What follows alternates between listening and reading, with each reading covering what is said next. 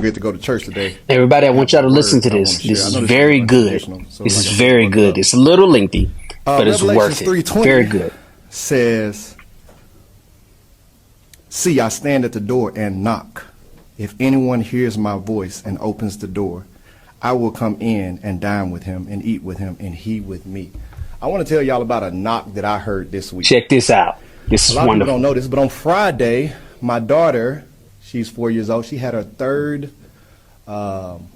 epilepsy seizure attack. It's my same daughter who survived retinoblastoma. She's been totally cleared of that, but she had her third seizure. It's a little And it's been almost sad, 2 years. but it has a She good was ending. about a So month away. If she stay with had it. Stay no with seizures it. for one more month, then she would have been off the medicine. But now we have to start that clock all the way over. It was on Friday, and a bunch of kids were over at the house, and she was playing. And I noticed something was off, and I told her mom I thought she was having a seizure. Her mom is pretty good. She saw it, my wife, and we took her in her room. Didn't want to cause a scene, and she started to foam at the mouth, and it was her worst seizure. For 30 minutes, she seized.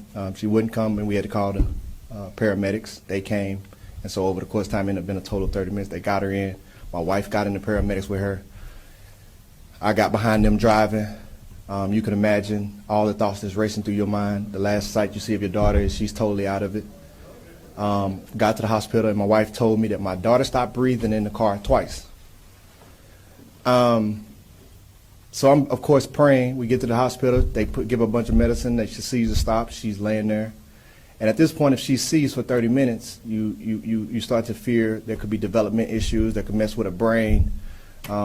She stopped breathing. If there was no oxygen going to her brain, you're starting to think about her speech be slurred or anything, or worse. So we prayed, and she had medicine, and my wife and I had to stay overnight at the hospital.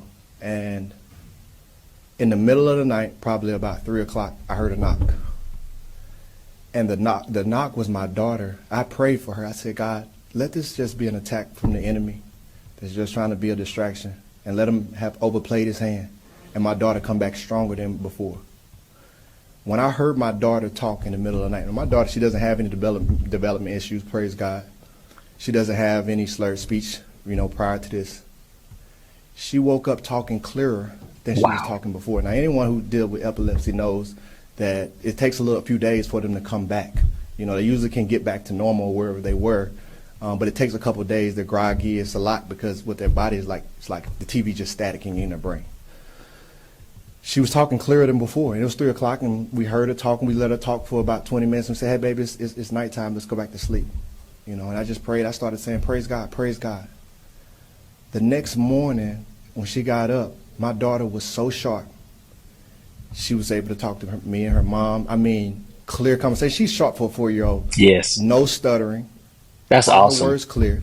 And my daughter, like I said, my daughter is already sharp. She was sharper than before.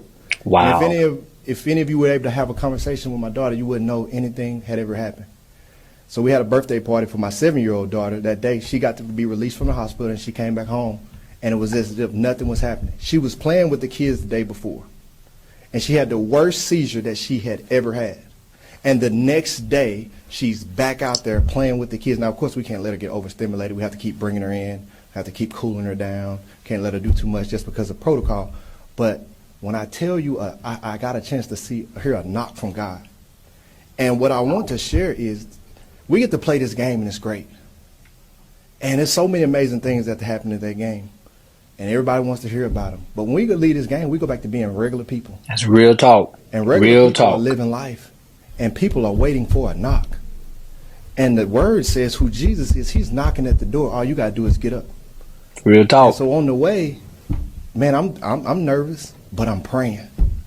And I'm trusting. And I'm believing. And I'm asking for my daughter to make it through. I'm asking that she's better than before. And God gave me just what I asked for plus some. I was blown away. And at that point, I knew, the game is going to take care of itself.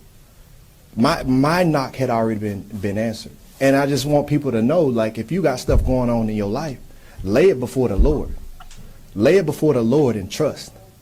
And be expecting of a knock. Because the word says what you have to do is you have to get up and open the door. He's not going to open the door for you. He's going to knock.